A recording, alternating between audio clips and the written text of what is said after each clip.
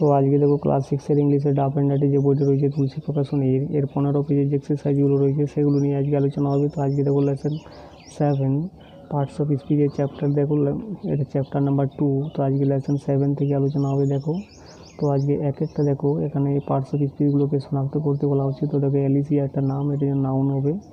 Office রয়েছে যেটা হয়ে যাবে নাউন, এবং 3 নাম্বার দেখো ইন রয়েছে প্রিপোজিশন। ইনস্ট্যান্টলি যেটা হয়ে যাবে অ্যাডভার্ব, এবং 5 নাম্বার দেখো এখানে ইনভাইটেড রয়েছে আমন্ত্রণ জানিয়েছিল যেটা হয়ে যাবে ভার্ব।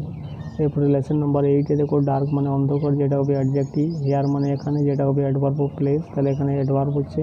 3 নাম্বার দেখো ক্রেপ্ট রয়েছে, ক্রেপ্টটা হয়ে যাবে ভার্ব। আউট রয়েছে, আউটটা হয়ে যাবে এখানে প্রিপোজিশন। ফাদারটা হয়ে যাবে এখানে নাউন। এরপরে লেসন নাম্বার 9-এ দেখো উইথ রয়েছে, উইথটা হয়ে যাবে প্রিপোজিশন।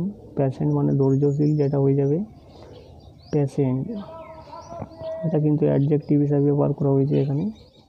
পেশেন্ট হর্সেস, অর্থাৎ ঘোড়াগুলো কেমন পেশেন্ট, তাহলে এটা হবে অ্যাডজেক্টিভ। এরপরে 3 নাম্বার দেখো অ্যান্ডটা হয়ে যাবে কনজাংশন। 4 নাম্বার দেখো ওয়েরি রয়েছে, ওয়েরিটা হয়ে যাবে এখানে অ্যাডজেক্টিভ।